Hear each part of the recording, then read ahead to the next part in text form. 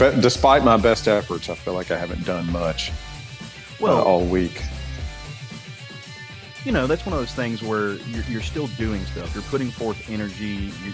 You're still active in what you need to do, but the outcome doesn't justify the means. That being said, we could do a podcast where we talk about comics, and we can accomplish something that will bring us joy. That's what I need. That's what I think. That's what everybody needs. Speaking of that, do something that gives you accomplishment that brings you joy. I mean, really, it's a public service, right? Like, that's just kind of where we're at in life. I've always saw it as such. I do this for other people. We are, if not anything else, benevolent. I mean, you know, someday they're going to erect a monument to our honor. You know, that is beyond debate. Absolutely. I can't see a world where it doesn't happen, but I can see a world where Matt and I got together and recorded episode 151 of the Southern Fried Geekery podcast, where, as usual, I am Caleb Alexander McKenzie. Matt Trogdon. And you're going to notice a significant lack of Mr. Craig Lance on this episode. You know, fear not. He's fine. He's doing all right. He had to take the week off. Our buddy had to go have just a little bit of an outpatient thing happening. He is doing wonderfully. He just wanted to take a little bit of a hiatus for the week to catch his breath, deal with some stuff at you know, at home on his own time. We all could use it every once in a while, but don't worry, he'll be back. He's not going anywhere. We still have him. Actually, truth be told, we trapped him in a little glass jar, and he's sitting on the mantle somewhere asking to be released, and he will be, just not on this episode. Yeah, that penis reduction surgery can be a little rough going sometimes. So. You know, and here's what bothers me about that is because last episode we made I think it was a very funny penile joke, to which he responded, "Oh, I guess that's why I don't have that problem." Lo and behold, he's got the biggest one of the whole podcast. Yeah. I mean, to the point that it was a medical issue. Yeah, exactly. It's the quiet ones you have to watch. Just Thundercock. I mean, that's, you know, Craig Thundercock Lance. Yeah. That's what we're going to call him now. That's what his tattoo says. If he doesn't listen to this episode, we absolutely have to start calling him Thundercock and just let him wonder why. But no, he'll be back. We hope he is feeling great. And it's all good things, and he can get into more of that if he wants to. But that's on him. So I'm not going to break HIPAA law. Although I don't think it technically would be me breaking HIPAA law. I don't think that's how it works because I'm not a medical professional. So that's correct. Come at me, bro. That's right. Well, what have you been reading this week, Matt? Man, I was caught up on a bunch of reading. The three I wanted to mention. The first one is from Boom Studios. We Only Find Them When They're Dead. This is the series by words by Al Ewing, illustrated by Simone DeMayo. Mm-hmm. So in this, the artwork in this book is stupid. It's so stupid pretty.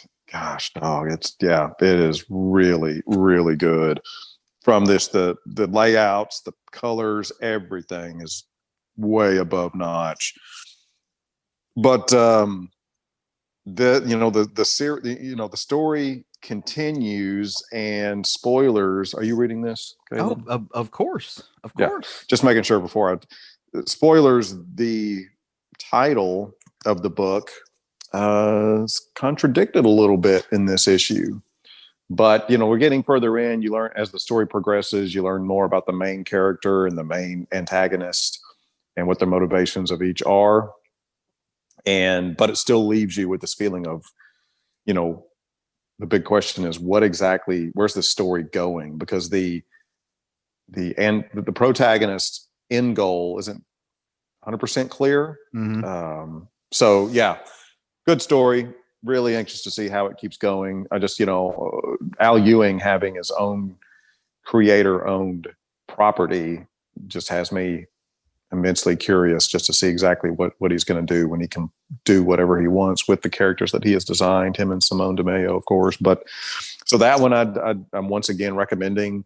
The other thing I read that I wanted to echo Craig's endorsement of, his endorsement of this last week, was from Image, The Goddamned. Yep. This is issue 4 of the Virgin Brides storyline. Jason Aaron, R.M. Guerra, and Julia Brusco. Probably saying that wrong.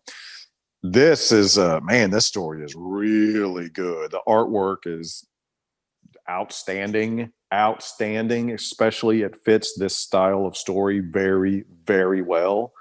It's just rough and dirty looking, just like this world feels like it should be. And the story is just getting more and more compelling as we go on. The last page in this story really, I mean, this it's taken a new turn.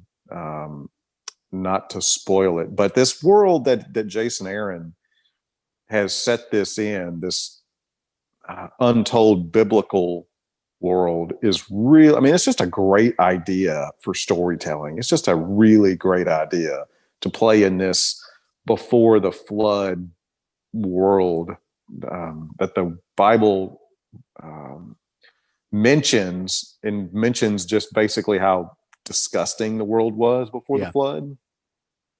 And, playing in that, my gosh, that is fertile ground for storytelling that I realized when I read the first goddamn series. The first goddamn, I just loved it. Man, it was great.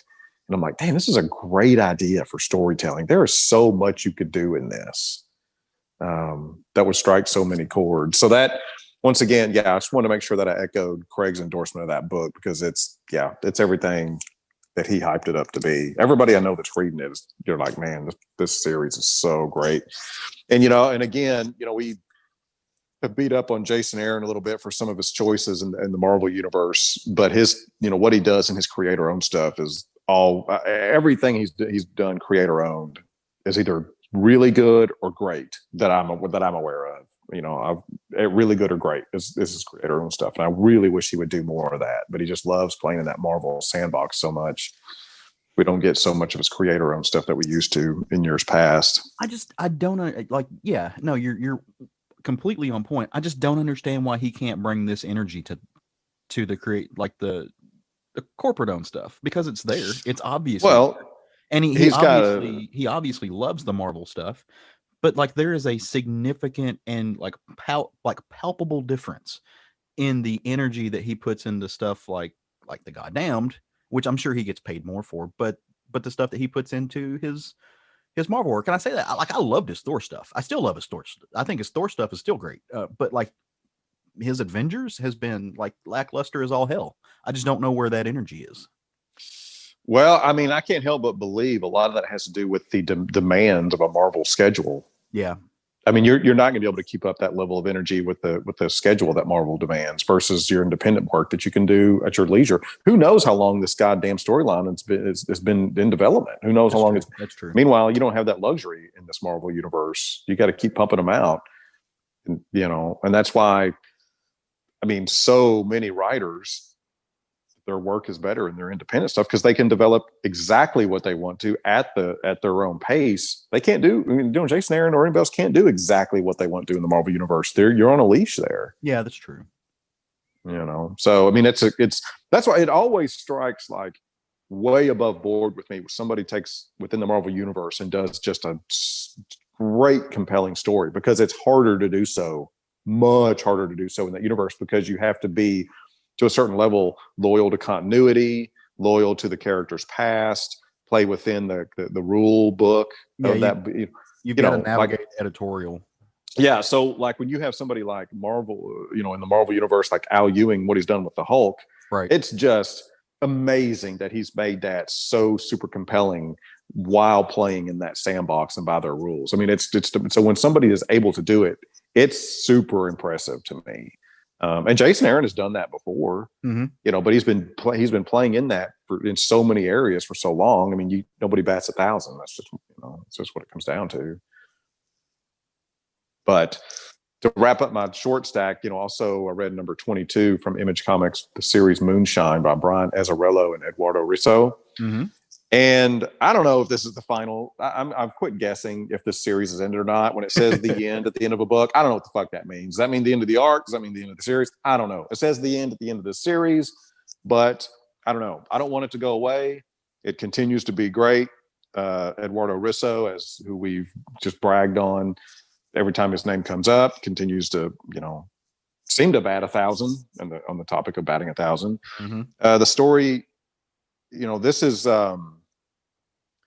what you would call this like a historical fiction story, tied into Elliot Ness's pursuit of the torso killer in Nice. Cleveland that essentially ruined Elliot Ness's political career. Mm-hmm. And this story ties into that with gangsters and a werewolf. So it's fun. As much as I tend to dislike historical fiction, I couldn't help but really like this one because it's great artwork and great storytelling. So it won me over. I'm 2 for 3 on your short stack. I'm not reading Moonshine, and I need to remedy that as much as you guys brag on it, because it sounds amazing. It's good, man. It's just a solid storyline, great characters. Yeah. And I'm admittedly I'm a sucker for even a mediocre werewolf story. I'm going to elevate. I'm like, whoa, it's got a werewolf in it. It's like the headbutts of monsters for me. It's like, oh man, there's a headbutt in the story. Just got better. It really is. Yeah, no, werewolves are the headbutt of of monsters. Yeah. So, also, did you like how when you asked me if I was reading We Only Find Them When They're Dead, I said, of course. Like every week, you and Craig don't ask me if I'm reading a book that literally every comic nerd on the planet but me is reading, and I'm like, no, I'm not reading that. Yeah. Did you notice how I just like accepted it as the obvious? Right. It's good. It's good on my part. I'm proud of me for that. So I know you say you don't like historical fiction, but there is one writer that seems to have hit it off with you in the realm of historical fiction, at least in the past year, and that writer is none other than Stephanie Phillips. Am I wrong? Yeah, I like her. So, well, here, I mean, when I say, historical fiction, I'm talking about something like putting werewolves in an Elliot Ness story, or putting vampires in like Philadelphia. Not like the historical narrative. Gotcha. Because she's more in the historical narrative aspect. She's not taking history and making it fantastical. I got well, and the reason I bring that up is because she has got a new book out, and that's the first book I was going to drop on my little short stack. But it is not what we have come to expect from her. If you read some of the books that we've enjoyed from her in the past, most recently is the pirate book, A Man Among Ye, that she's writing. That really is kind of a regurgitation of like Black Sails. It plays with those characters, and then the murder mystery that she wrote that we kind of lauded a lot earlier this year. That took Paris. Place. Yeah, the Butcher of Paris, just phenomenal work. But now she's kind of going in the opposite direction. She's got a story coming that's out from Aftershock. It's called Red Atlantis, and it is more of a future story. So without spilling all the beans on it, essentially it mixes up kind of this Cold War-esque spy drama with the idea that a virus or something can be spread through like voting machine technology. And so, like I said, it's not looking to the past. It's more of a future kind of fantastical Red Scare spy drama that takes place in our not too distant future. It was really cool. I'm not sure where she's going with it. Robert Carey, Rosh, and Troy Petieri, sorry, excuse me, I can't speak today, are the rest of that creative team. I thought it was fun. It was it's kind of become a standard expectation for what I know I'm going to get out of a new Aftershock book. I really had a good time with it. It's nothing. I don't think it's going to win any Eisners by any means, but it was kind of a cool story. So, and when you keep in mind that this book had to have been written, at least started to be written months and months ago, there are some things that line up with kind of semi-current events that are just, it's one of those art imitates life, imitates art. It's a little uncanny. So, it's worth picking that up off the shelf to see what's going on in that, if anybody missed that book. Second, but probably one of the things that I just was looking forward to the most this week. Hawkman number 29 came out, and I actually just got through reading it this morning. It was the first of this week's books that I actually got to finish reading up. This is the bookend. This is it. This is the wrap up of Robert Vendetti's run on Hawkman, which is saddening and maddening because the dude has just done such an amazing job with this. Like, he is low key done with this Hawkman book, kind of what Al Ewing has done with the Hulk. Mm. Um, and for somebody who's a big fan of the Hawks like I am, it's been a little frustrating to see this not get the attention that I thought it deserved, from like the comic zeitgeist at large. But I think there are things. Number one, it's not, the Hawks aren't that big of a character. Um, and it's more of it's a niche within a niche when it comes to fandom, and so I get it. But like, in all seriousness, he did actually. I think he's kind of done with the character what Hickman proposed and said he was going to do with the X-Men. Like, he took all of this weird convoluted history of the Hawks, that has gone all over the place. Like, canonically, nobody knows what to do with it. And he wrapped it up all together where he acknowledged everything, like everything still matters, and yet all of it works within the history. Like, he found this really creative way to tie in the various versions of the character, even like the New 52 stuff. All of that still works within this world, but it also it connects to everything. Like, he didn't dismiss, nothing got retconned away. He did something incredibly creative, incredibly smart, and made it all work within the character of Carter Hall. And I'm, there, like, he goes through all the major villains in Hawk history. Our friend Brian Newberry, who also listened to the show, shout out to him, said it really, really great. The lowest point in this series was the tie-in to the death metal character, where I guess editorial made them loop that in. And that was the lowest point in the series, but frankly, that was one of the best points of the death metal series. So even that was great. It's a beautiful end. I hope they do this in a hardcover. If you like the Hawks, you're gonna kind of have to read this book, because it is going to be a touchstone in the foundation of Carter Hall and of Hawkman and Hawkgirl. So, like, just stunning work. Every artist that they got on this book was just aces, man. It was great. Sad to see this book off the shelves, but hope they do something really cool with it going forward. Now they need to get Robert Vendetti over to write something at Marvel, because I think he could really bring out some cool stuff over at the House of Ideas, and I want that to happen. And then last but certainly not least, and I'm not going to get into this, too much. I'm just in the spirit of a short stack, but new book came out this week.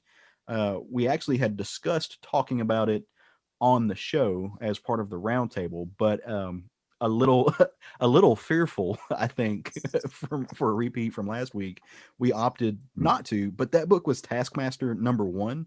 Mm-hmm. Read that this morning, and I have not laughed out loud at a comic in a good way, the way that I did at this book, in so long. And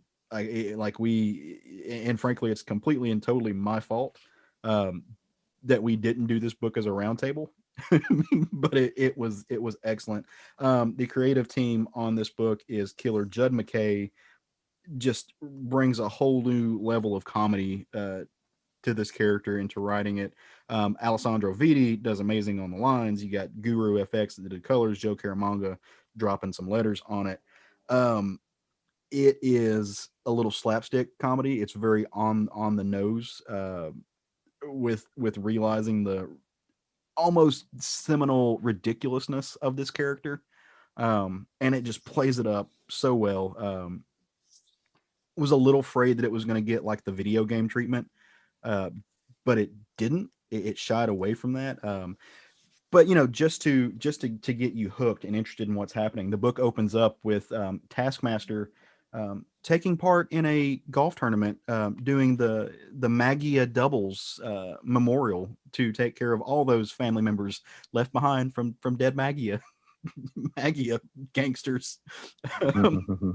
It's kind of a charity event, and they're playing against another team who's got Bullseye on the team, who was getting very frustrated with his partner because his partner can't golf for shit. So if you miss this book and you just want something lighthearted, funny, really, really well written, really comical, you got to pick up this book. I think it's a mini series. I don't know how many issues it's going to be. I'm assuming 6, just because that's kind of the way that things work. But it's freaking hilarious. Yeah, it was really funny. Yeah, it was a surprise going into that book. I did not expect humor to that level, Right. So it was a nice surprise. Just kind of going in blind, but with my own expectations that it'd be, a not, I don't want to say typical, but a typical villain book. Right. It just wasn't. It wasn't that. Especially that I didn't see that all the humor coming from a Taskmaster book either. No, but it makes perfect sense. And like, yeah, it's funny. Judd McKay's a good writer. Yeah, I've read some of his stuff before, but like this book kind of just blindsided me with how refreshing it was. Yeah. And I'd love to see some more stuff like that. Like, the book doesn't take itself seriously. Like, it recognizes that it's a comic book. Like dude is a comic book villain. He's not trying to be super dark and gritty. It backs away from that. And like I said, just some real laugh out loud moments. And I guess it is a spoiler and it plays into the plot, but I don't guess I had realized that Maria Hill had died, because apparently that happened. Yeah, I'm not, I'm not reading the storylines that she's in, so I didn't know that either. Yeah, that was news to me, but hey, I mean, it works for the story, so I ain't mad at it. Yeah. Well, all right, those are drop a little short stack on you. So I just good reading all around. I'm really hoping that that all of those books just continue to keep building on each other, or building on what they are, and because, like I said, I'm talking about batting 1,000. I'm kind of batting 1,000 this week with what I read. Everything has been. I don't know if it's because I'm just in a decent mood for the first time in like 4 years, or if it's or what it is. But I just things are bright and shiny, like little birds are tweeting when I read my comics. Well, that's a nice place to be. It is. It's good. Don't worry, law school will fix it. It will remedy that happiness, and is going to do so in short order. But it's not going to do it before you and I tag team off the ropes on the latest offering of kindness from Mr. Donnie Cates and Jeff Shaw, with D. Cunniffee on the colors and John J. Hill on those letters. And we are talking about none other than the amazing, I'm not going to hide the ball on this one. I love this book. The new series from Image, Crossover. Thought it was just fun times all around. What'd you think about this? I didn't care for it. This is just a trope that I don't like. It's got nothing to do with the execution. I don't like this idea of comic book characters, breaking the fictional plane and crossing over into the real world. That's just I've read it. There's been a few stories, and that's just a trope. I don't know what it is about it. I just don't like it. I don't like that idea. I don't like that setting. This was not hard to read though, because it was so well written and illustrated. It wasn't definitely not a chore for me to read, even though the setting is not, I do not like. So, there's no knock in the quality of the book. It's just a setting it's just a trope I don't care for.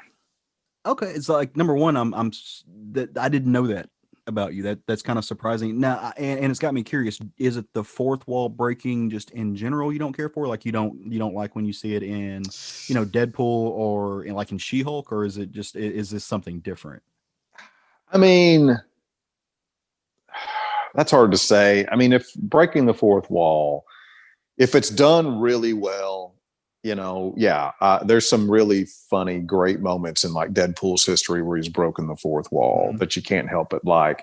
Overall, do I like it? Not super great. I mean, it's just got to be done, it's just got to be done a certain way for me to really appreciate it. But this isn't really about breaking the fourth wall so much. It's just the idea of, my comic books came to life and now Superman's in my living room. I don't, that, this whole concept of that, I just do not, something about that just makes me wince. I'm like, "Argh." So yeah, well, what the way I was going to describe it, and the way I would describe it is it's metafiction in a lot of ways, and like it's kind of like breaking the fourth wall. It takes a very delicate balance to do it well. Um, and I like it when it's done well. I say that like I grew up on shows like the Page Master, which I thought was great when I was a kid, and this reminds me a lot of that. I don't know if you ever saw that or not. Like this takes me back to that place. Although this is a little bit more like Page Master ran through the dark and dirty of like the boys or Garth Ennis. Like he brings a reality like, hey, if this happened on our planet, it would actually be terrible. So I thought it was, again, Donny Cates is a really good writer, but let's actually get into it and talk about what this book is. My favorite page in the entire book, just hands down, was the actual title page. Because they start off, and this was what I thought would kind of, if nothing else, I knew this would grab you, was the quote by Frederick Wortham. They dropped two different quotes on the title page. The first being a world from Frederick Wortham, famous guy, took comics basically to court to try to get them banned in Congress. Wrote a really famous or now infamous book about how the evils of comic books and how they were corrupting the mind of young children. And Mr. Wortham, in his sarcastic font brilliance, said that the world of the comic book is the world of the strong, the ruthless, the bluffer, the shrewd deceiver, the torturer, and the thief. In comic books, life is worth nothing. There is no dignity of a human being. And you follow that up with a quote by Todd McFarlane that says, "Kids love chains." Yeah, that was really funny. Those two That was quotes. Yeah. that was um, hands down the best part of the book, and I like the rest of the book. I thought the rest of the book was clever. So essentially what happens in our world, your world and mine, the world we live in, over the city of Denver, Colorado, around January 11th, 2017, our world as we know it changed. uh, in a throwback a la Thor, a grand city pops up over the city of Denver, Colorado. And this city is from another dimension, and it's filled with every superhero, kind of having the crossover event that we all have come to know. Sometimes we appreciate, sometimes we ignore. But the summer blockbuster event where all the heroes have to join forces and fight together to save the world. Except in comics, that somehow means that like very rarely collateral damage happens. But in actuality, that wouldn't be the case, right? So this world just lands like a nuclear bomb in the middle of what was Denver, and it changes everything. I mean, people are just like wholesale slaughtered, and this goes on forever. Like they can't even get a good body count because it's kind of still happening. Somebody eventually, one of the heroes has the wherewithal to put a force field around, and you can assume it's Susie, right? Like Susie puts a force field around the city. Of course, I mean, Susie from the Fantastic Four puts a force field around the entire state of Colorado, so that the collateral damage stops expanding. But this changes everything. This changes the way that people live their lives, the way that the world the world sees the idea of the hero, that the idea of fiction, of course, because these are figures just like our comic characters. I mean, they kind of are. They're either direct analogs, of course, because of real life copyright law. They couldn't, like write Superman in there, but like you see Superman, you see a dude in blue and red with lasers coming out of his eyes. It has a just major dynamic blowback, and real world repercussions, not unlike what happened when Frederick Wortham wrote his book. Like the world kind of turned on comic books, and comic fans. And in our world, there's this young girl named Ellie, or at least in our world that we're supposed to think it is in the comic books. And Ellie has not given up the ghost, so to speak. She has not given up hope. She still very much is in love with the idea of comics. She's a cosplayer. She works at a comic book store. It kind of just dawned on me. She dresses exactly like Jubilee in the X-Men. Long yellow trench coat, pink shirt. She's kind of punk rock a little bit. She's kind of an outsider chick. And like I said, she's still in love with comic books. In fact, she works at the very last comic book shop that the way the story makes it feel in existence. There are no more. This is it. And people kind of treat it the way that head shops or porn shops, pornographic bookstore shops were treated, kind of in the late 50s, early 60s. I mean, it's a pariah. It's shunned. Due to the world, to the wholesale slaughter of people because of the incursion. Different religious organizations have jumped up about this. Yeah, like I said, public opinion automatically wants nothing to do with these people. There's a kind of a wall built up of, they're considered indecent. But more than that, like religious organizations and churches have taken it to be part of the makeup of their calling. There's this one organization called lowbaptistministry.com that posts billboards that, like God hates masks, which, I think in every sense it's meant to emulate the folks from Colorado, the Westboro Baptist Church, not Colorado, Kansas, I think is where they were. Anyway, the Westboro Baptist Church, who post billboards, very anti-gay billboards. They go and they protest the funerals of soldiers. They were really abhorrent people. Still are really abhorrent people, although they're kind of off the grid. But that's kind of what sprung up around this. Well, Ellie, she's on her way to work, and she's dealing with harassers. She's dealing with the religious zealotry that's being thrown her way. And she gets in, and just for sheer pure comedy, her boss is there arguing with somebody who's trying to sell these, basically the equivalent of Comics Code labeled books, which at this time are Marvel and DC. But the guy's not taking them. He's just like, no, like, I don't want these crappy books. These are nothing but propaganda. They're censored. They're sanitized. Like, this isn't real comics. And out of pure irony, he's wearing a T-shirt that says "Wortham was right," not because he believes it, because he's attempting humor, very ineffectively. But Ellie gets in there about the same time that all of this is going on, and she's just like, dude, like, we don't have enough customers as is. Everybody hates us. You got to quit screaming at folks. And they kind of have this back and forth about, he's just frustrated. He's sorry. You're dealing with this type of level of people. They don't respect his industry, his craft, the things that he loves. And all the while they're sitting there, just dealing with the customers they do have. And he's looking at this computer monitor, and he sees this young person, big jacket, bulky clothes, wearing a hoodie. And the person looks like they're stuffing a comic. They're stealing. They're stuffing a comic in in the jacket. Well, he's not having it. He's just like, this might be the day, like, for this guy. So he runs over and snatches the kid up, takes the hoodie off, but turns out this is not a regular kid. This person is a comic book character, and the way you can tell in this book, they're drawn like old school comic characters, and they're colored in the dot matrix, like the zipatone of old school comic characters. And that's where she is, and her name is Ava.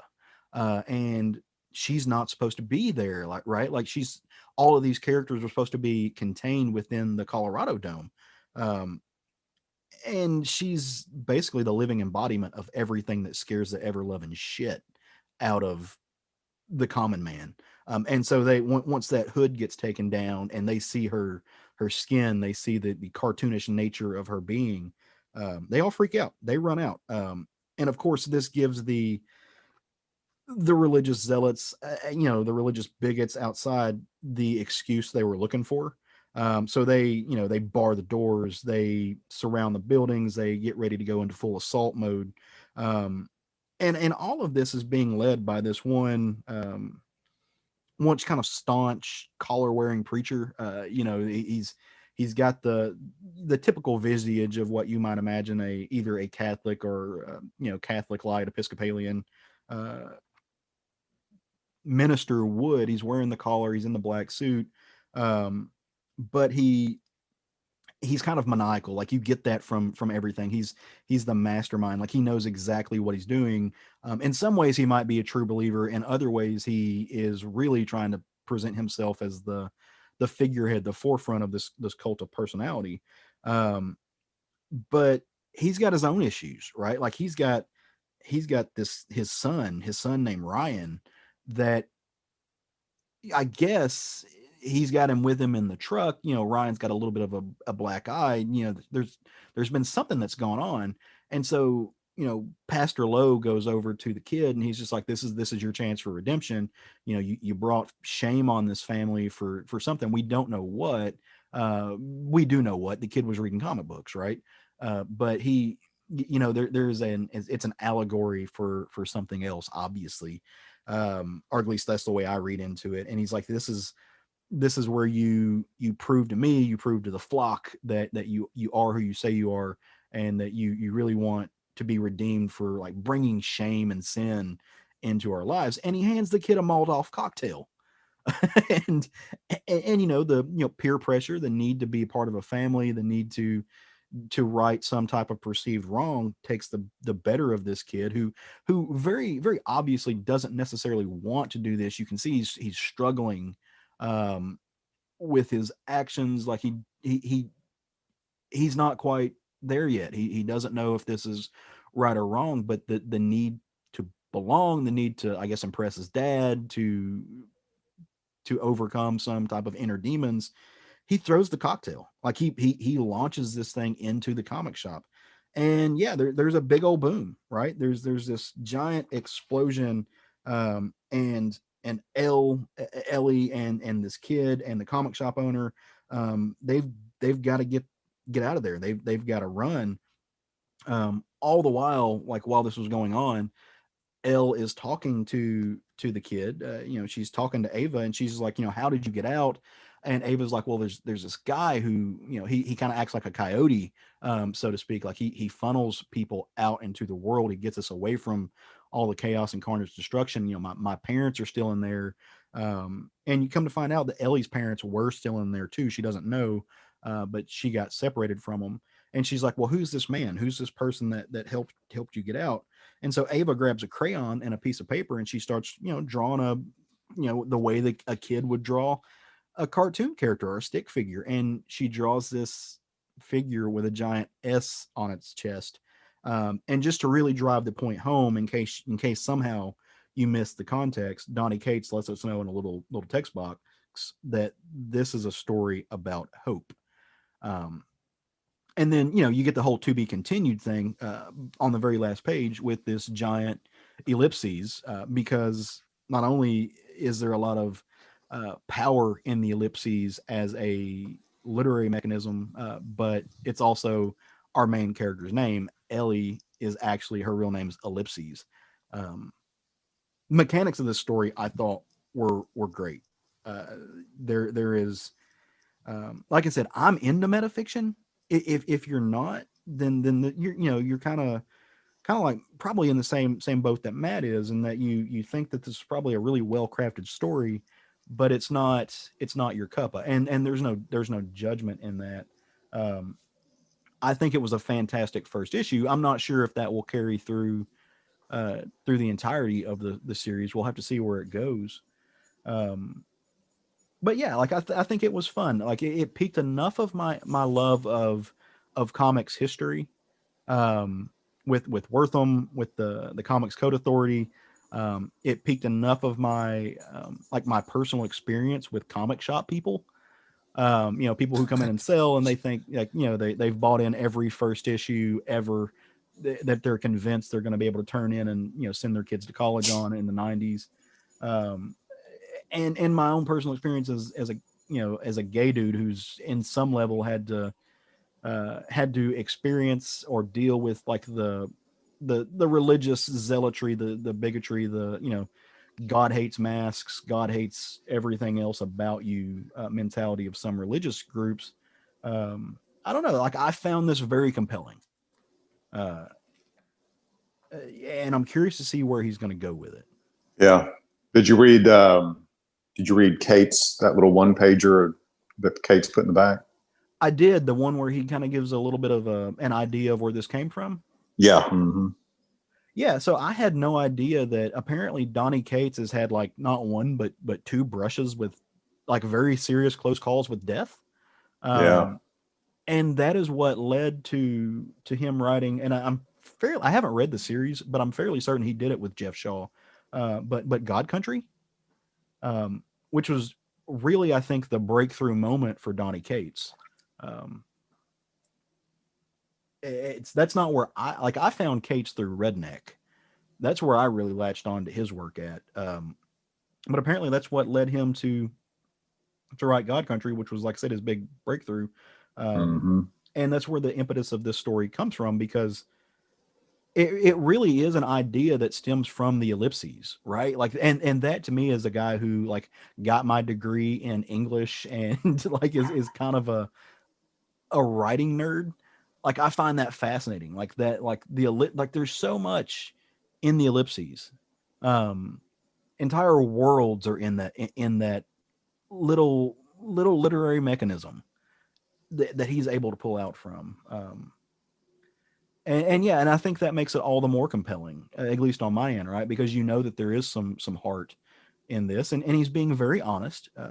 And honestly, the last line in that makes me kind of wonder, okay, where is this going and what's he going to do with it? Because he's like, I have no idea if this is going to work. And for a writer to say that, like I said, it's a very honest thing.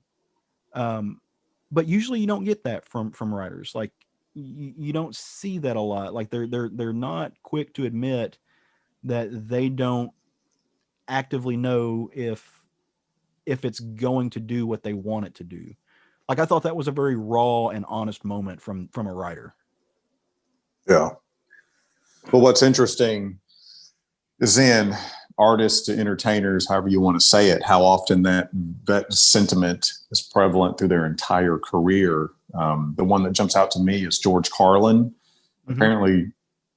Apparently George Carlin is well known for, taking the stage at every point in his career, being nervous whether anybody's going to laugh. George Carlin. Oh, see, that's just stupid. Yeah, I mean, isn't that amazing? I mean, George Carlin being nervous about the crowd laughing when he takes the stage. It's just amazing to me. But that's what drives these people's, I guess, I don't know whether I'd say it, insecurity maybe is what you want to say there. Their insecurity about their own abilities is what drives them to work so hard and make such a great story, no matter what the form it is. No, like like I talk to a lot of creators, and there's this idea of the imposter syndrome that's really prevalent, and they'll talk about that stuff. But like usually when you talk to people about like the individual projects and like tell me about this, laying it out, they might say that they don't know where it's going to go, but they're convinced it's going to do what they want it to do. And that was what was striking the most to me, in that it wasn't like, oh, like I don't know if this is going to or at least the tone I got out of it was, I don't know if this is going to land with everybody else. It was more so, I don't know if this is going to work or not. And I thought that was cool. But now that I think about it, you bring up Carlin, I can actually see that with Carlin. Because his stuff was so politically tinged. It was again, and we've talked about this, Carlin's probably my favorite quote unquote comedian ever. But he wasn't a comedian as much as he was a social satirist. Commentary that he gave on the world, and the stuff that he said, it was charged. I've watched Carlin stuff where Carlin has stepped on my own toes, as well he should. It's what he's meant to do. It's what he's called to do. To where I can see that he maybe was going to catch the wrong crowd on the wrong day. I mean, you think about the average person in our own state, in Arkansas, I could see Carlin coming down here and doing some of his bits and not get any laughter. I don't know who would go to that show knowing who Carlin was. Mm-hmm. but I could see it happening. Yeah. Well, it's interesting, and he's just one example of that. Yeah. Ozzy Osbourne's another example of that. Mm-hmm. Like throughout his entire career, he's always afraid nobody's going to show up to his concerts. See, yet again, like that's kind of just like, okay, I don't see how, like, yeah, no, people are showing up for Ozzy. Yeah, exactly. Yeah. But you can't help but believe that plays a huge part in their success, is that insecurity, or that never feeling totally confident in their own popularity, is what drives them to keep working so hard to make good content, right, regardless of the medium. Well, there's just this constant artistic push, which really does beg the question: in cases like this, does the artist produce for themselves, or are they producing for the audience? Well, any decent artist is producing for themselves. If you produce for the audience, you're no longer an artist. You're just a shill. Right. I remember, I want to say it was Scott Weiland when he joined up with Slash and some of the old members of Guns N' Roses to form that kind of radio rock supergroup Velvet Revolver, which I say that I love Velvet Revolver. I love that band. But he said kind of that same thing with their second album. Because the second album didn't have the splash, and he's just like, none of us care. Like, number one, we all still have money from, like, STP and Guns N' Roses. But we didn't write this for everybody else. We wrote it for us because we're all a bunch of struggling, like, addicts and, people trying to artists and doing everything else, that we just decided we were going to get together and do this. And if you don't like it, that's okay. Like, that's what we didn't make this from you. We appreciate you if you did. Thank you for loving us, but we didn't do this for you. Yeah. Kid Rock writes stuff for his audience. I question whether Kid Rock knows how to write. So Write is a generous term. Assembles, maybe. I think you're making some assumptions there. Yeah. But no, but back to the book. One thing we haven't really spoken about, and I know you weren't really super digging the actual the story, but what did you think about the art? Like, something I always enjoy in any book, be it whether it's coming from one artist or from multiple artists, or like when the story changes artistic styles throughout to do something. And obviously that they did it with this book, to show, Jeff Shaw showed you the average person and what the kind of a model of the style that the average person takes on in this book. And then he flips it when he shows you Ava. And he kind of gives you this old school 1950s child, complete with like I said, the dot matrix for the colors. And then something I actually just realized, and I didn't catch it at first, he does it again when he's showing you Ava's drawing, like this very rudimentary childlike crayon drawing. So you get, like, actually functionally 3 different artistic stylings in this book. And it all felt kind of seamless to me. What did you think about that? No, the artwork was great in the book.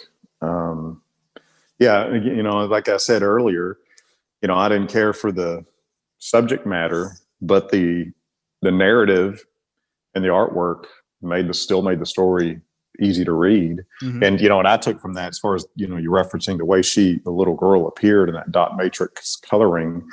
The way that looked to me is, these are literally characters coming alive from the page, so they're carrying that, that coloring mechanism that was used all through the 80s. Looks like that's the way those characters are going to be illustrated, the way I took that. And that's how the crowd notices them on sight. That's why when she turned around, they knew exactly who she was and where she was from. That's what I assume everybody in that world is going to look like to one degree or another. Yeah, no, and I think they have to. And like I said, I think it's brilliant. It just really, Jeff Shaw's expressionism is I don't know that I've ever noticed it as much, but as you flip through the books, I think where you really see his strong suit come out is not just in his like the quality of his line and the details that he puts in everything, his ability to draw an expression and to tell a mood with people's faces. Really top notch. I mean, this is something that as a good comic artist you have to do, right? So this is not something that's like, oh, well, this never happens and that's why it stood out. I mean, you get this in most comics. His is just better than most. Um, I think, and also, his caricature of people is just really hella strong. And we would be remiss if we didn't also mention uh, D. Cunniffe's abilities to just tonally do everything that you need done with his colors. Like I love the way that he makes his flashbacks just different shades of blue. Um, and I have no idea what level of craft goes into coloring like dot matrix, but I think he just wielded it really well. So all above board. This book for me tickles a lot of my fan. Also, I think it's hilarious as shit that she's wearing uh, Yeah, I an noticed invincible that. shirt, but and it's giving credence to so this is what I think is so fun about everything, both the styles and the writing. They jump you through multiple like pinpoints on a timeline of comics history. Um, you get the pre-code stuff, you get the post-code stuff. You get this moment where they're talking about how uh, like anti-superhero, like they, it kind of reverses what Wortham did, to where like well, no, it doesn't reverse what Wortham did.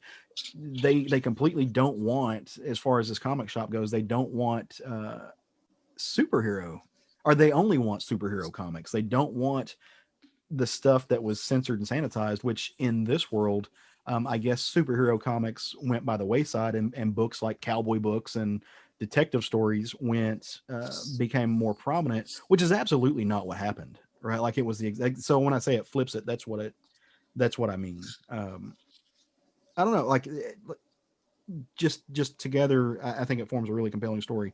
Also, as you were reading this, did the preacher look like John Goodman to you? I didn't think John Goodman when I read it, but I mean, I can kind of see where you're getting at. Yeah, just a big, heavy set white guy. A lot of those guys around. Well, he's got the glasses. Yeah, Like he kind of reminds me of John Goodman's character from the Dude, or not the Dude. I've just decided that was that film's name. Big Lebowski. Yeah, the Big Lebowski, the Dude, right? Like it's the Dude. Um, Yeah. I'm retroactively changing that movie's name, but no. So pick it up, check it out. Let us know what you think about it. Seriously, and we mean that. I would love it if you read this book, to hear your thoughts on it. Come visit us at our Facebook page. You can type it in the search bar. We're always doing stuff over there, checking it out, seeing what's happening. You can also follow us on Instagram and Twitter. We're at SFG Podcast on both of those. So I'm curious if people. I'm actually curious. So here's the thing with this, and here's the conversation I would like to have. You and I are both kind of like, you know, pseudo amateur historians. Well, and I'm speaking for myself when I say amateur. You might not consider yourself an amateur, Matt. But yeah, I'm curious to know how people who like just kind of like comics, like they don't care about all the history of it. I would love to know what they think about this book.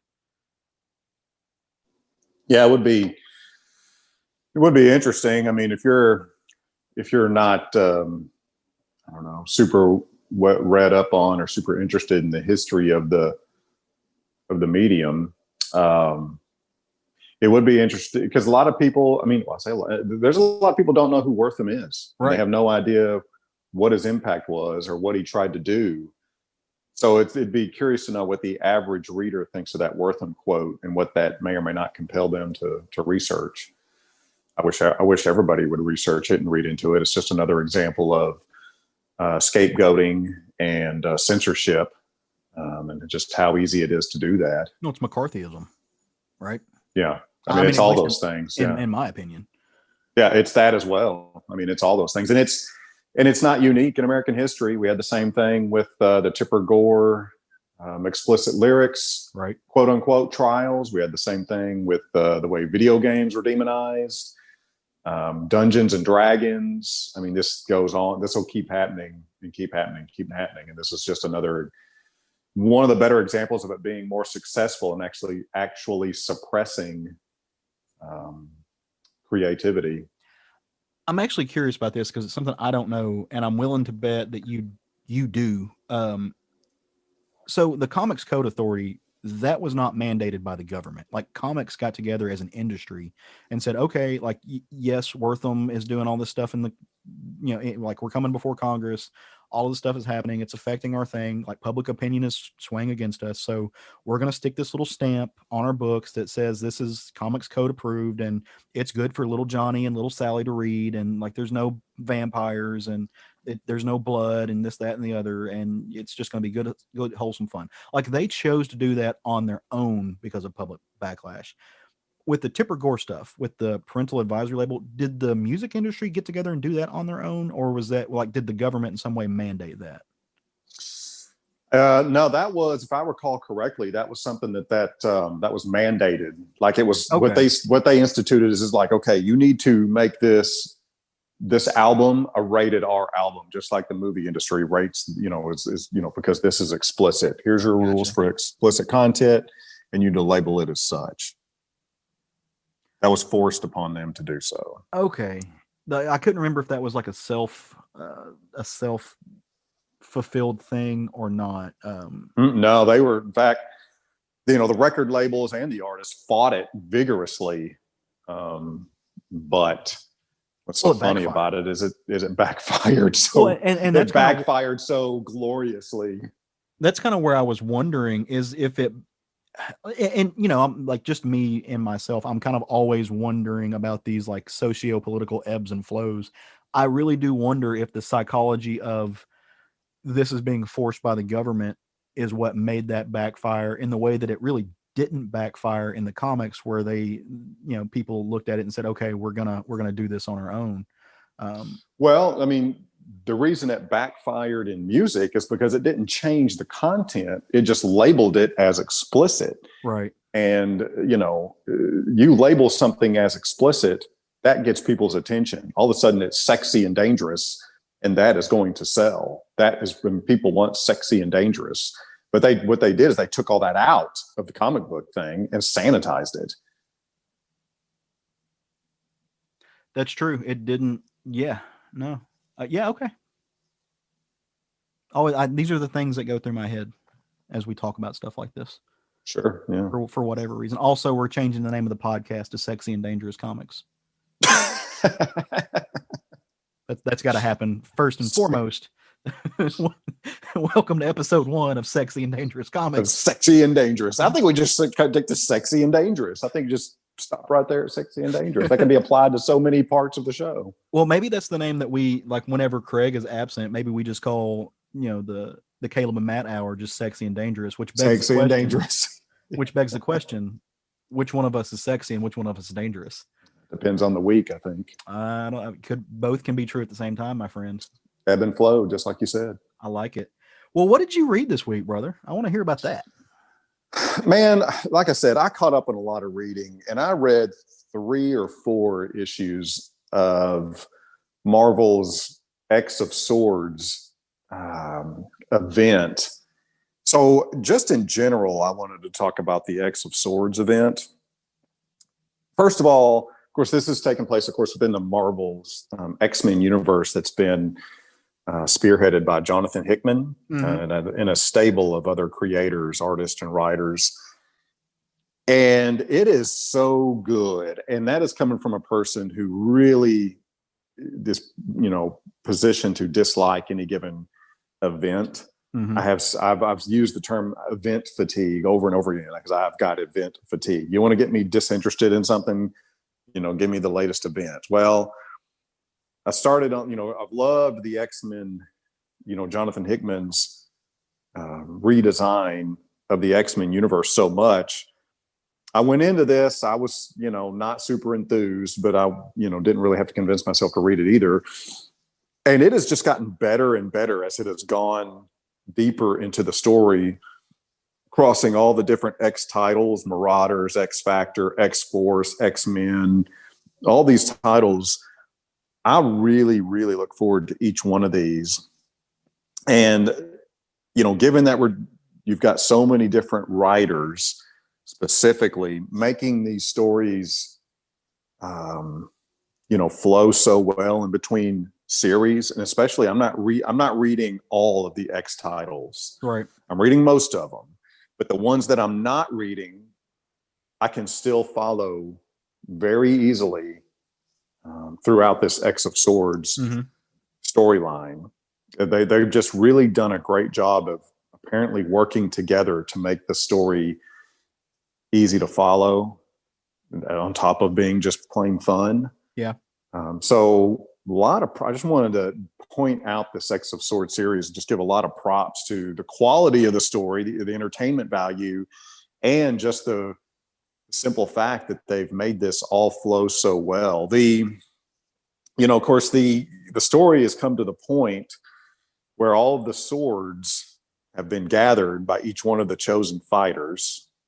And now the one-on-one battles are commencing based on how Satyrine has chosen. However, the outcomes of each battle, it's not what you had been led to believe. And she's essentially like changing the rules as she goes, and or not explaining the rules as you get into these. So you think, a sword fight, a battle will end, and you'll think, say, Wolverine has won the battle. And she's like, no, actually, you didn't win the battle. You killed your opponent, and the rules were fight to the death. You're still alive, you lose. And so these kind of things are happening within the story. So it really, you're like, where is this? I need that backed up and explained to me like I'm a toddler. Wait. Exactly. Yeah. So, each one of the, I guess you would just say warriors has their chosen sword. And then it's one-on-one. She chooses the combatants. Well, she chooses, let's say she's chosen Wolverine to fight another combatant. The rules of the fights going in are this is a fight to the death. Well, Wolverine say this, kills his opponent. And she says, well, your opponent is dead and you were supposed to fight to the death. You did not do that because you're still alive. So your opponent, the guy who's dead, wins. Correct. And, that's just an unfair game for Wolverine. It is. Yeah. I mean, it's so how are the X-Men going to address this kind of villain? Where's this going to go? What can they do? She's essentially, by all appearances, impossible to kill. Wolverine tried that already. The way, she's controlling this whole battle. This is all happening because of her. So during one part of the story, Wolverine takes it upon himself to kill her. That's obviously way too easy for it to actually work, but he decides to try it anyway because he's the best there is at what he does. See what I did there? And so it's like, how is this going to be addressed? How are they going to fix this problem? What are they going to be the repercussions? They're losing, according to her quote rules. Krakoa is losing the battle. They are being outpointed. Mm-hmm. So it's just, again, not being an event guy, to be this entertained by an event is really unusual for me. But it really comes down to each individual issue is just very, very strong. Nothing feels like it's just carrying you to the next point. Every issue has, to some degree or another, real gravity to it. They're not all, I have my own opinion about which ones are stronger than the others. There's, the Excalibur storyline. I mean, it's work for me to read each Excalibur book. I'll just say it. I don't care about anybody in the Excalibur storyline. I don't care what happens to those people, so those take more work than others, but they are getting, the further we get into this story, the less work it takes me to read them, I will say. Meanwhile, as far as the main X-Men title, Marauders, X Factor, all of those are standouts. They're all great. Jonathan Hickman and Benjamin Piercy worked together on issues. Jonathan Hickman, Jerry Duggan work together. Jerry Duggan, Benjamin Percy pair up on a single issue and work, write together, and they're doing great. They're doing great. All the characters, everything feels just very well done. All of them feel like they're being written by people that really know and appreciate the characters as they essentially were created. And they're not trying to turn them into something else to fit the narrative. Mm-hmm. So it just feels very natural. The way the dialogue goes and the story is developing feels very natural to who these people are, not what they want the story to do. So I just wanted to, given that, I just read the latest issue, which was issue number 16 of 22 of this storyline. And, especially given that what I learned that Craig hadn't been reading this storyline, I was aghast. So in case anybody else has taken that same, well, I'll catch up with it later, I'd recommend getting on this now. Something, for no other reason, something's going to happen. The storyline that's going to have repercussions to the X-Men storyline. There's going to be some repercussions. You don't want it to get ruined for you. Right. So I just so nothing is ruined for you later, for no other reason than that, get on it, because it's been so good. So two things. Number one, I laughed extremely hard at the best he is at what he does joke, but I couldn't find the mute button to unmute myself. So, I looked away and I couldn't figure out what to click to unmute myself. So that silence was not indicative of my lack of appreciation for your joke. It was great. I want you to know that. Number two, you continue to be a man who defies expectations. That's how I keep it fresh. I love that you're loving this. I really do. I did not think that you would. I am deeply and truly smiling because I didn't you were enjoying something, period, but you're also enjoying something that I didn't on paper that I didn't think you would. Yeah, on paper I really shouldn't be digging it as much as I am. On paper I should be tolerating it because I want to stay current in the X-Men storyline. But that's why I went into it. But that's what I went into it feeling like. Well, I guess I'll do this X-Men, this crossover, yada yada yada, just to stay current. But no, I look forward to every single one of these. The fact that they are giving Apocalypse a love story, I thought would be the bridge too far for you. And that certainly would be expected, but it's been done very well. It feels very natural to the character. It still feels very natural to the Apocalypse character. And the artwork is great. The stable of artists they've got working on this is stupid. Man, these artists are killing it. Yeah, no, that is the one thing. So just in the spirit of transparency, I am not enjoying it from what I'm reading, and there could be multiple reasons for that as much as you, but I'm not going to rain on that parade. The one thing I cannot say and will not say and would be stupid to say was that the artwork in all of this is not just extremely just jaw-dropping. They're killing it with the artwork. Absolutely gorgeous, just stunning beyond any measure. Is it am I wrong? And Pepe Larraz is doing quite a bit of it, right? Yeah, he's done quite a bit of it. Cassara is a standout as well. It's great, man. Speaking of Cassara, I think there's another book that you and I can segue to from this and still jam on together. But have you gotten a chance to read the Wolverine Black, White, and Blood book yet? Absolutely. Oh yeah. What did you think about that book? It was outstanding. I loved it. I want more of it right now. Oh yeah. I love that book. This book is doing everything I want it to do. Like everything. So and I think partially for me it's because I'm not I'm just kind of low key waiting for the other X-Men books to stop doing what they're doing and to get back to something else. Again, that's just my that is what it is. But like this book reminds me so much of the enjoyment that I got out of like the Marvel Comics Presents books, where you open it up and you just get like a couple of really great stories.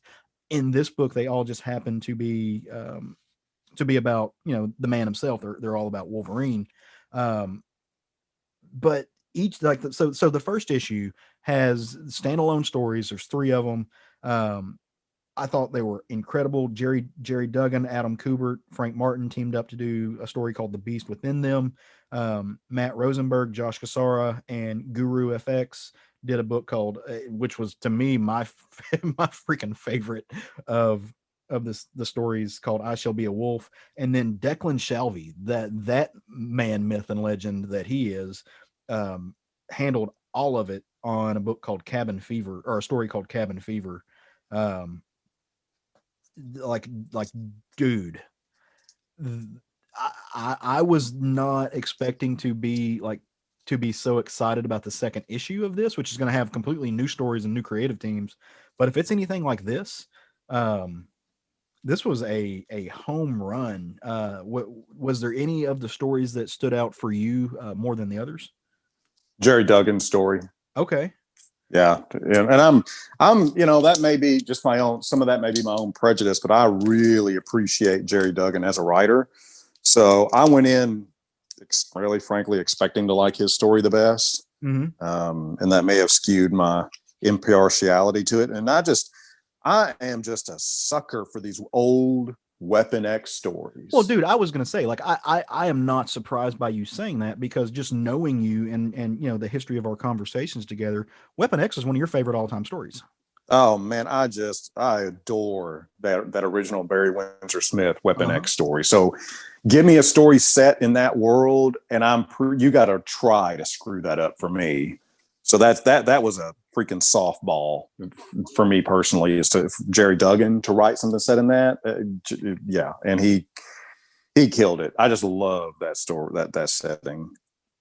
No, dude, absolutely. So to set it up for those who are listening who might not have read it yet, again, you know, slight spoilers, but Wolverine is this takes right in the middle of the Weapon X program, and Wolverine he's being experimented on, and the Weapon X program are basically doing test trials to see what he's capable of. You know, and they release him, and he has to fight a pack of wolves, and then they upgrade to bears, and then they upgrade to people, but not people. And you get to see all of this and kind of how they're going through the motions of testing this, and just, again, gorgeous homages to Barry Windsor Smith and to that Weapon X outfit. But here's my question with this, because I thought this was great too. There's not a low point in this entire book. Is he supposed to be fighting Sabretooth or a Wendigo or something along those lines? I couldn't tell. You know, of course, I was inclined to think that was Wendigo, but it kind of led you to believe that this was another laboratory creation that they had developed in the Weapon X program, to see which one would be like, would them taking Logan and doing what they did be more effective than, say, this laboratory designed animal? Which one would turn out to be more effective, right? And then putting that together, and of course Logan turning out to be the more lethal of the two. They're like, okay, well, once again he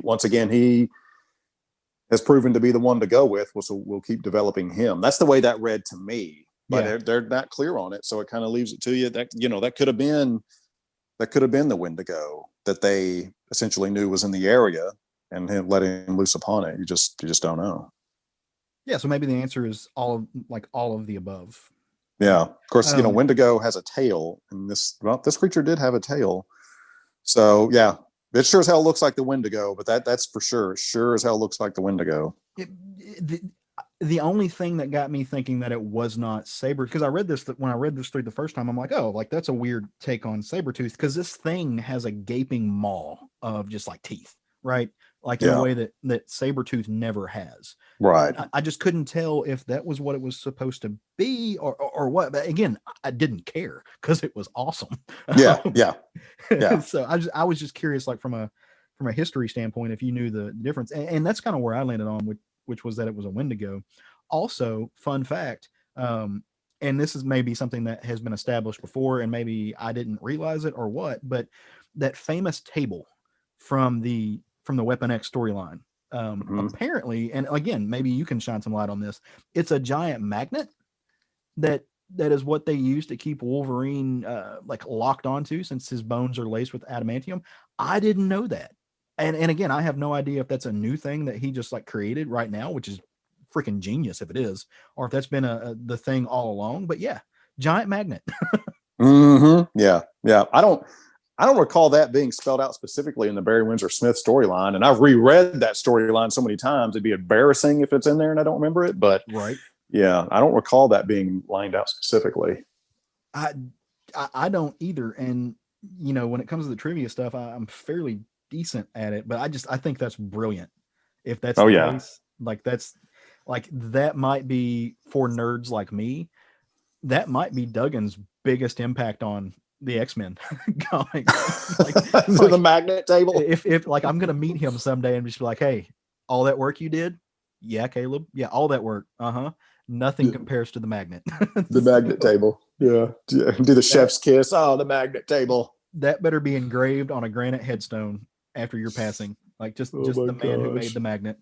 Yeah, man. Yeah, Duggan's so reliable as a writer. Gosh, dog, man. You going into reading anything he does, he's so reliable. He's going to do something that's going to really make it stand out. I mean, it wasn't the magnet table for me, just to be clear, but the magnet table was just, I'm just saying in general. No, it was. Yeah. Don't you take that from me. Yeah, I'm just talking my own personal experience. He can just do so much. He can just do so much, man. I look, anything that guy does, I look to. So, but like I said, for me, the standout story was the Matt Rosenberg and Joshua Cassara story. Just for the sheer, honestly, it was because of Joshua Cassara.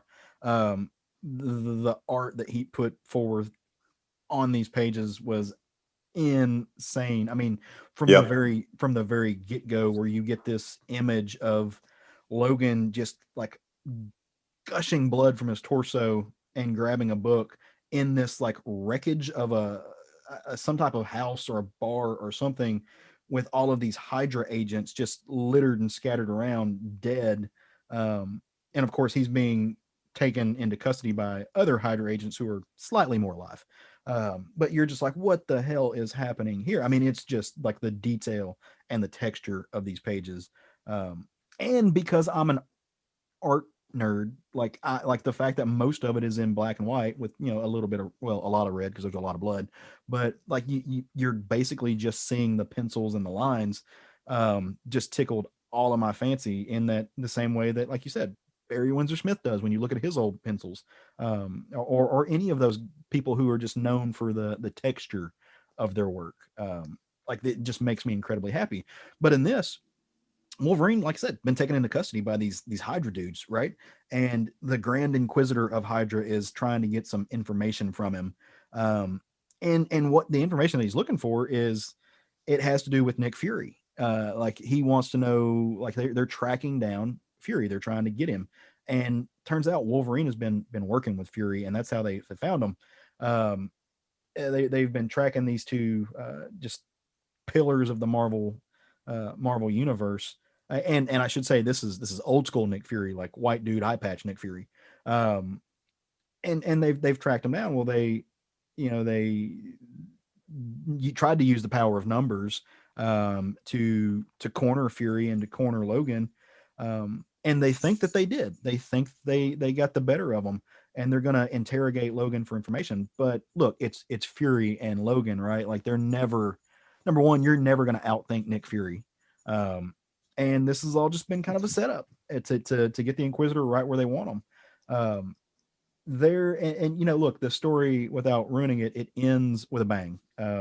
So turns out Nick Fury, much to Logan's chagrin, convinces him of a plan to take the, I want to say just the,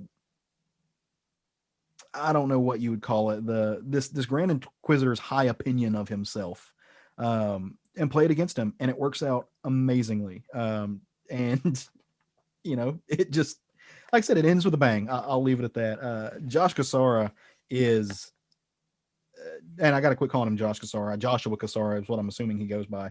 The dude just doesn't quit on these pages, and it's kind of cool because they are now including him in what they're calling Marvel's Stormbreakers, which I don't know if you saw this little page, but Marvel used to have, every year they would come out with their line of like new hotshot artists, which for forever have not actually been new hotshot artists. They're always like these dudes or women who have been in the industry forever.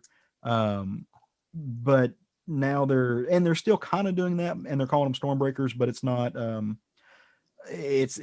by calling them Stormbreakers, it's not so on the nose that it's just ridiculous, because they are, I know what that, they're like, it's called Stormbreakers, of course it's ridiculous. But beforehand they were the, what were they called? I forget, but it was like the new hot artists to come out. But none of them were new. They'd all been in there forever.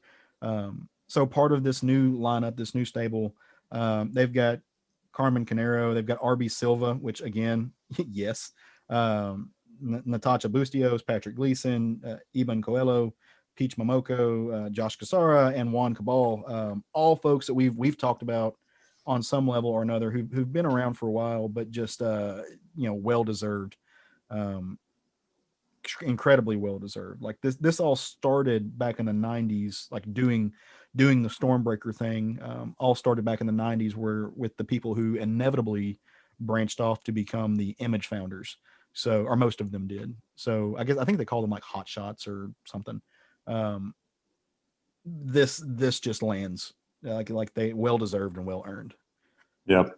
Mm-hmm. So I'm curious to see, do we want to like hedge our bets? Do we want to, looking at the people who are doing issue 2, let's see, we're going to have a story called no, you don't really know what it's called. We got a story by Vita Ayala and Greg Land. We've got Chris Claremont and Salvador LaRocca, and we've got Saladin Ahmed and Kev Walker. Which do you think is going to be the standout in that? Oh boy, I think Ahmed's probably is going to be the standout there. If we were in person, I would reach across and I would hold your hand, because that's exactly what I said. Like I've got it marked down. I absolutely think that that story is going to like be the main takeaway from that book. Yeah, that's where I'd put my money. I wants it and it needs it. Can't wait for that to come out. Like sleeper surprise, right? Like I was not expecting it to enjoy it as much as I did. Yeah, I obviously I went into it expecting to enjoy it, so my expectations were met and or exceeded. So those things always scare me though, right? Like that's like you get you get a beloved character, these little mini short stories that are not by, I mean, they may be by people that you don't necessarily have not seen writing the characters. I mean, of course, with Jerry Duggan, you kind of know you're in good hands, and just above the board. I was apprehensive about the Rosenberg story. Matt Rosenberg's not to say that he's a bad writer. It's just the stuff I've read, made it a point to read a bunch of his stuff, and nothing's really struck much of a chord with me. His Punisher run definitely had its high points for me. Overall, the last 30% of that run, I didn't care for, not because it was poorly done. It's just his choices with the storyline. However, I love that Matt Rosenberg story in this book. To get Joshua Cassara's art obviously helped put that over the top. But yeah, I love the writing in it as well. Killed it. Well, you know what? I don't want to give Declan Shelby's story short shrift either. On this, sure, Declan's was great. It was. And honestly, when I picked this book up, like my money was on deck. Like if you had have told me that a story a collection of stories, one of which was written and drawn by Declan Shelby, that story would not be the standout, I would have laughed in your face, right? I would not like that is how, quote unquote exceeds expectations.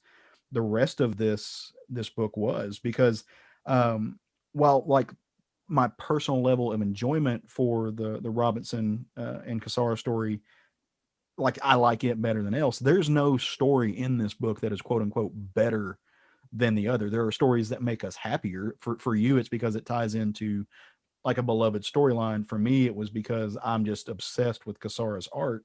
But like Declan's story was just on point. Like it was solidly good. So and in that story, um, Logan has taken back to the Great White North, taken some time off. He needs to go like reunite with himself and nature. Take a break, go back up to Canada, hang out for a little bit. And he's riding around. He stops to take a pee break off of his Harley. Which, by the way, in case you were unclear about how much of just a goddamned man Logan was, the dude is riding a Harley in winter in Canada. It's just steel, just hardened steel, adamantium, if you will. But no, so he stops to take a leak on the side of the road, and he hears a baby crying. Like he's like, "What? This is weird. Like why is there a baby crying?" So him being the father figure and the lover of children that he is, he rushes towards the baby crying because at the end of the day he is a hero, and he finds his cabin and everybody in the cabin is dead except the baby. Like fuck, baby, what? Number one, I'd be like, baby, what did you do? Because you're the only one left. Like something terrible has happened and you're obviously the cause. But Logan does not think in such ways. So he kind of gets the kid, and at the same time, like he hears rustling out in the woods, and he realizes, okay, set up, totally a trap, walked right into it, bad guys. So he sticks the baby in a cast iron oven that hopefully was not on. TBD. Like we don't know that it wasn't still warm. But anyway, he hides baby in the oven, and he handles his business. And what he comes to find out is that the mother of this dead child was a Canadian Mountie law enforcement officer of some sort. Her partner got himself into some trouble, made some bad deals with some bad folks, and this was kind of the blowback on it. And he has to set things right, and does. And again, one of the best, like, and to be fair, I'd seen this because Declan had like posted a picture of it on, I think, Instagram. But the spread in this book of Wolverine like on one knee on top of a pile of carnage, screaming with his claws out, with just like blood splatter around him. Like one of the best things with like this style of stuff I've seen since like probably Bill Sienkiewicz's Elektra book. Just heavy vibes from that. Loved it, man. Everything about this series is just top shit. And to the end of it, Wolverine just kind of walks out into a snowbank, never to be seen again. So, by at least the people who are still alive at the end of it. So yeah, all in all, can't get enough of it. The cover was great. The cover's got some like Sam Keith vibes to it. So yeah, good job, Marvel. Yeah, you did good. Marvel's doing a great job. They have been for the past few years, I gotta say. I mean, the past 5 years, I bought more Marvel comics than I have since I was a kid. Yeah. They're doing it right over there. Yeah, it's just because you're getting soft in your old age. Yeah, that's probably part of it. Yeah. That plays into everything I do nowadays. My softness, fuzzy slippers, and hot tea. Yeah, anti-inflammatories. Hey, in real life, guess who had to start taking fiber pills? Speaking of softness. Yeah, right. That's where I'm at in my 30s. So I read a cool book this week that I want to tell you about, and it's actually something that I may try to drop off to you sometime in the near future because I think you would like it, and I say that hesitantly. This is a book from ONI Press, and it's called Odessa.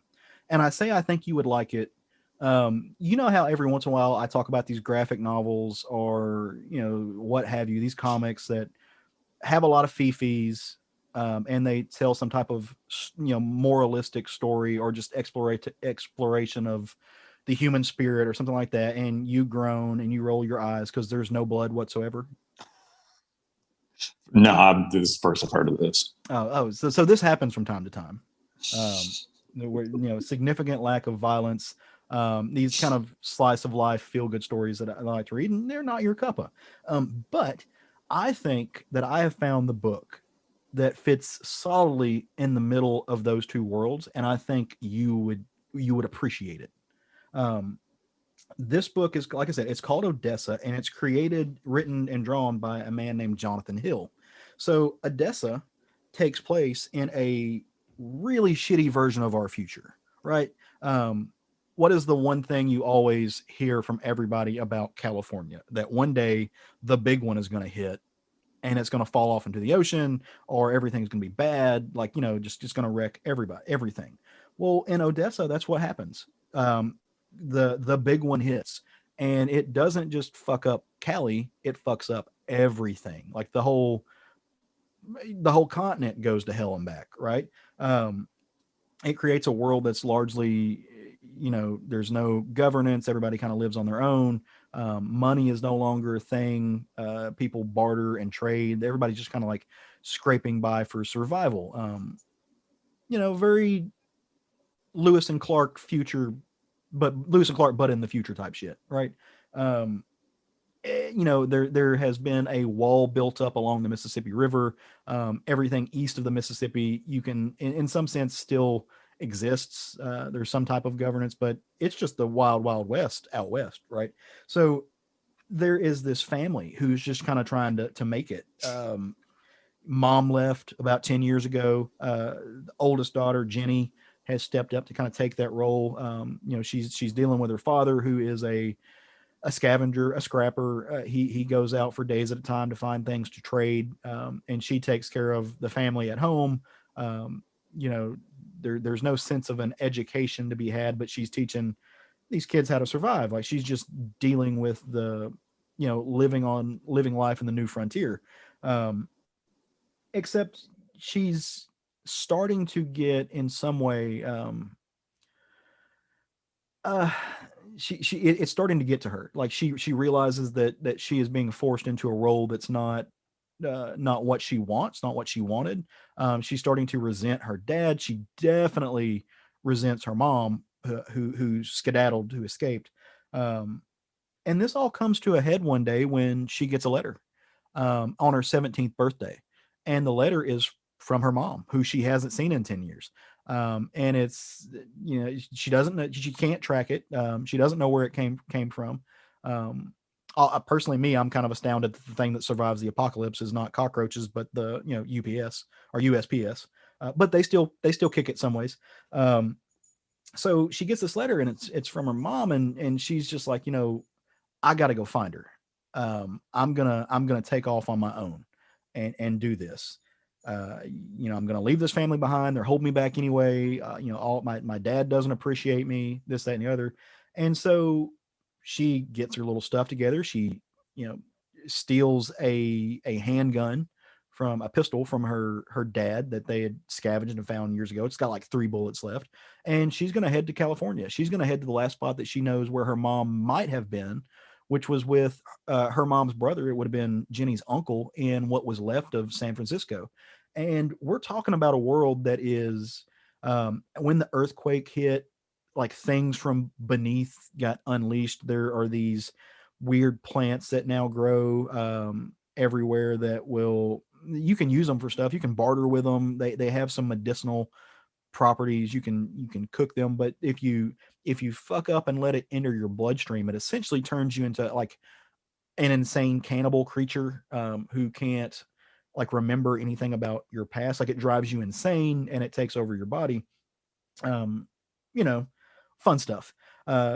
So she's going to set out into this world where these, like, like, it's dangerous for anybody, but especially a 17-year-old girl. Well, her plans kind of get picked up on, busted by her younger brothers. She's got 2 younger brothers. One of them is, barely 10. Another one's like 5 or 6.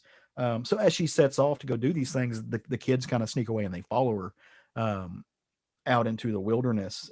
And she very quickly realizes it. This is a thick book, so I'm skirting over a bunch of stuff, but she realizes that these kids are following her. And she immediately goes into like pseudo mom modes, like, nope, we're going back home, turning this boat around. You guys are too young to be out here. And they're like, well, hey, like we deserve to go get to find our mother too. The youngest one is like the last of their mother's kids. So I guess if she's been gone 10 years, like the youngest one would have to be 10. The older one, the one's like 2 years older than her. They're like, we deserve this too. She's our mom too. You don't get to make these decisions. What you do affects us. We want to go on the adventure. Plus we already kind of ran away and dad's going to kill us if we go home. So we're going to follow you. All kinds of shenanigans ensue, right? Like they're in the wastelands. They find this abandoned town and diner. And they get cornered by a roving pack of psycho bikers who beat a woman to damn near death right in front of them. But the kids manage to escape.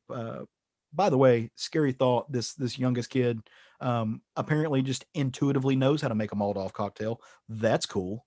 Good to see this youngster just throw together using this jinx fruit that is like a multi-purpose thing that grows from the pits of the beneath, is also explosive. And so this kid makes a Molotov cocktail, which does what it needs to do and allows them to escape. But now they've got psycho bikers behind them. So they somehow through sheer dumb luck and plot armor manage to make it to the outskirts of San Francisco, like where the Golden Gate Bridge is in wreckage in the harbor. And so now they've got to go and set out to find their uncle, who they also don't have any connection with. They don't know where this dude is or who he is. They have a loose idea from an outdated map of where he once was. And so they meet up with this woman and they're going to charter her little ferry boat across the harbor. And of course, she's just a piece of shit, right? Like she sees these vulnerable kids in a place where they have to get help. So she takes their money up front and is going to ferry them across. About that time, the bikers show up and she's just like, yep, nope, cost benefit analysis. I've got your money. I don't have you. I'm going to lock the door. So shuts these kids out, like impending doom, right? Like these bikers are going to kill these kids. Lo and behold, there's this kind of tubby dude with just a ragged out tugboat sitting around, and his name is $4. Like that's his name. His name is $4. And like the number $4. And he's just like, hey kids, for like quadruple what you just paid her, I'll totally save your life. And they have to do it. They don't have a choice. They're basically getting robbed, but it's either robbery or death. So they jump on $4's boat and he's taking them across the harbor. But of course the bikers are really, really intent on murdering these children. And so they try to make their way onto the boat. Not the best of idea, because $4, he has not survived this long by not killing people, which he proceeds to do right in front of these kids, who kind of get a real dose of what San Francisco is like in these what do we call it now, that like in the world we live in these tumultuous times. Now that we live in the age of COVID, like they get a real like life is murder, and they're not ready for that in some extent. Well, once everything settles down and they're kind of putting along across the river, they're talking to $4 and because although they're mad at him because he's ripping them off, unbridled highway robbery, they've got nothing to do but talk. And so he's explaining that in this world everything is bad, because after the earthquakes, two rival gangs essentially took over everything, and they're competing for territory and essentially governance, and to be the big dude on top of the hill. And that's why they can't go south, and that's just kind of why they've been unable to rebuild as a culture or a people, because of these rival gang wars where everybody's getting slaughtered. And so they tell him a little bit about what they're doing, and just because why not, it's a book, lo and behold, $4 knows the uncle, and he's not bullshitting, right? Like he's telling the truth because he knows the uncle's former wife's name, like these kids' aunt, and they're like, do you know where he's been? And he's like, well, I might can take you to him. Like we'll see, but it's going to cost you extra. Yada yada yada. The story goes on from there. There's a lot more carnage, a lot more wreckage. $4 becomes a badass, but he's also like a drunken buffoon type of badass. That kind of, by the end of the story, he does what he told the kids that he would do, but not in the way that he told them he would do it. And largely it becomes a story about sacrifice, literally sacrifice. Turns out, and you know, like I said, spoilers for this, but I'm going to try to keep it loose. But turns out $4 is more connected to at least one of the rival gangs than he led on to, and he was connected to the uncle in a way that's way different than what you would expect, or than what he alluded to. Like he knows a lot more. He's not necessarily this failure of a human, this drunken buffoon who just kind of like lucks his way through life without getting killed, and who also is, you know, ripping off kids and stabbing folks in the back. He's not quite that. He is, but there's more to him than that. By the end of it, everything comes to a head. As far as Odessa goes, like there's an ellipses, right? Like there's more to come with this book. There's a to be determined, as these kids, they don't find their mom quite yet. They're on the pathway to it, after learning a lot and finding the inevitable ability to survive and coming together as a family, and being dependent on each other, with a lot of with cannibal zombies, murder everywhere, and a kraken. So The Kraken. a kraken. Yep, there is a Nice. kraken. There is a giant squid creature who plays a big important to this. I absolutely love this story, but out of all of that, something has left me befuddled. Can you guess what might have left me befuddled, Matt? Why it's called Odessa? Why it's called Odessa? There is absolutely it doesn't take place in Odessa, Texas. I am racking my brain to figure out why the hell this book is called Odessa. Like the mom's name is not Odessa, to the best of what I can tell. Maybe I missed that. None of the characters' name is Odessa. They don't go to who is Odessa? The first thing I thought, because I saw this, in the previews, and I read the synopsis because I thought it might be about the alleged Odessa organization that smuggled Nazis out of Germany after World War II. That might have something like loosely to do with it, because look, $4 is a smuggler. Like maybe this story is a story that turned into another story. So there's a lot of smuggling, and like smuggling takes a heavy place in this book. So and they're smuggling people. So maybe that's what it is. But that's a very loose connection if that's what it is. And it's impressive that title survived if that's the case. Yeah. Well, I can only assume it's going to be explained at some point. Yeah. I dug it, man. I thought this was great. This is solidly one of the funnest books. The book in its entirety is the art is very, very cartoonish. There are no colors except pink.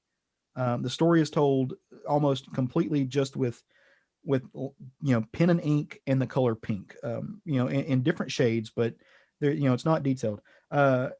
If you like the artwork in a book like Rock Candy Mountain, Chris Schweitzer and off the top of my head, Kyle Starks. Yeah, Kyle Starks. Thank you. This kind of has that vibe to it. A little different, not completely Kyle Starks-esque, but very much that vibe in the cartooning. And there's a lot of love to comics scattered out through it. It's like the kids find this candy, and they're called Creamy Nancy's, and it's literally the character Nancy, like the comic character Nancy with the little bow in her hair. I thought that was a great touch. Yeah, there's a lot in this book. It's thick. she thick, but it's not going to take you a long time to read it. I read half of it in about an hour night before last. Read the rest of it this morning. It's about 313 pages, and it reads really quick. But one of the better apocalyptic stories I've read in a long time. Surprisingly so. I'm glad I took a chance on it. Nice. So yeah, I'm going to slide this your way because I want to know what you think. Cool. So I want you to read it. Right on. You know what else I want you to read? What's that? Some books that are coming out next week. I'm going to do that very thing. Are you? Yeah. The one I'm looking forward to the most is from Marvel, X-Force number 14. Benjamin Piercy and Jerry Duggan are working together on this one. Joshua Cassara, who we went on and on about earlier, is doing the layouts on this one finished up by Dustin Weaver. This synopsis is just 2 sentences. Chivalry gives way to fury. A knight must kneel. So I'm stoked. I know at the end, based on the end of the Wolverine, this last week's Wolverine's issue, he feels duped and cheated. So I can only assume he's not going to cotton to that with calm resolve. Now, what number did you say this was? X-Force number 14. Number 14. It's insane to me that we're already on number 14 of these X books. Of any of them. Like it doesn't feel like it's been going on that long. Now does this tie in? This is not a X of Swords tie in, right? Well, everything ties into X of Swords, but this is not, I guess you would say this is not paramount to that specific storyline. This is going to be happen adjacent to the storyline. Okay. Because within that X of Swords event, if you're picking up, X-Force number 13, it would say X of Swords number, let's say 12 out of 22. They tell you exactly which ones you need to be on to stay within that specific storyline moving forward. This is going to happen, I guess you would say, ancillary or adjacent to that storyline. Gotcha. Nice. Well, all right. Well, the book that I think everybody else should pick up this next week, take a chance on. Normally, we caveat this with saying, hey, we don't know that these are going to be good. We like what we see. We like the creative teams. We like the synopsis, but it might end up not being what we think it is. So don't judge us. Scratch that. I'm saying this one's going to be great. Just period. Like you won't be taking a chance. It's just going to be good. That is none other than Barbalian Red Planet number 1. It is the next in the Black Hammer series. That Jeff Lemire continues to just build on and build on and build on. Like he is creating this insane and outstanding world that has gone farther and entertainingly so than I could have ever imagined. And this is actually going to look back at the character of Barbalian, who I just kind of I love that character. He's an analog, he's an analog for the Martian Manhunter. It's going to be really cool. So if you followed the history that's already been kind of laid out with that character throughout the story, Barbalian's real name is Mark Marks. He's found a place on Earth.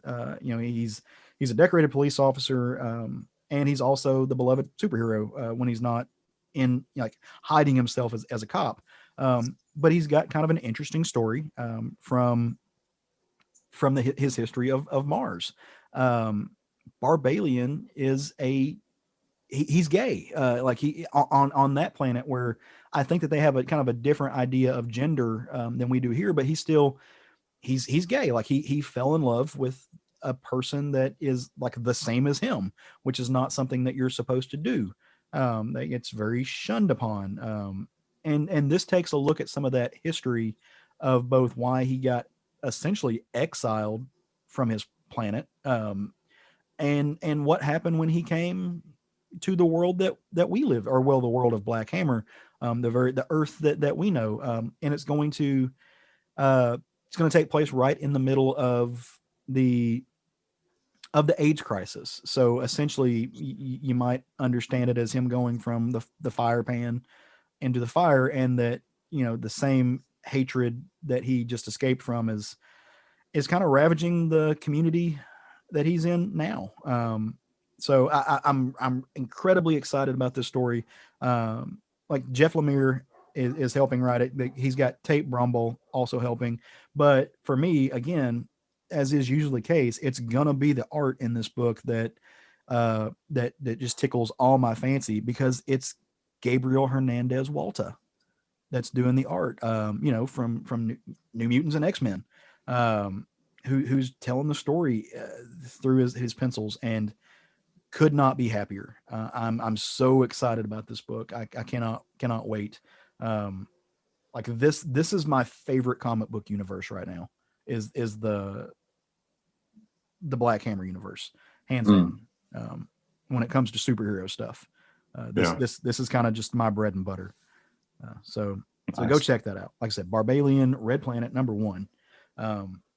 And as far as the other 2 books that we think you should go check out, you know what? We're going to keep that a secret because Craig's not here. We can't speak for Craig. I'm certainly not licensed to speak for Craig. I would dare not do so.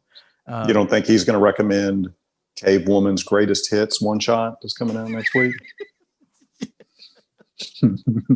Absolutely. That is absolutely what he's going to recommend.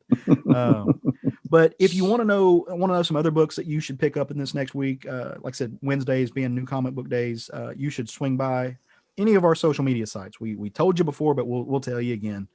You can come to our Facebook page. It's Southern Fried Geekery on the Facebooks. No, we don't have a Parler account. That's not happening. You can also find us on Instagram and Twitter. We're at SFG Podcast on both of those. If you got any comments, concerns, maybe you want to send some love to Craig because you missed him. Because we know you did. You had to have.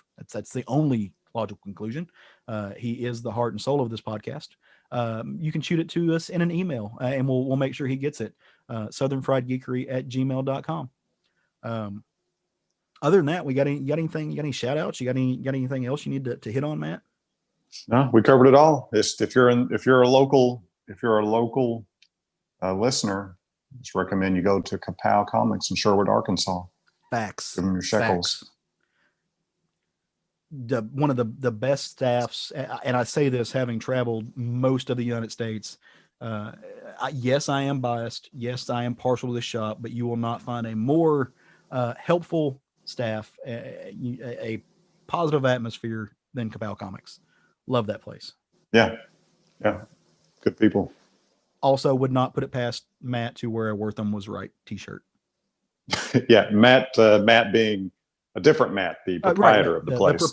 The owner, proprietor, and God King of Kapow Comics. Well, all right. Well, Matt, what do I always say at the end of these shows? Go forth and love comics. Woohoo!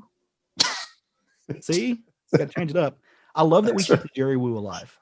That's right. Jerry's spirit is unquashable. It's not really. You can't fight it.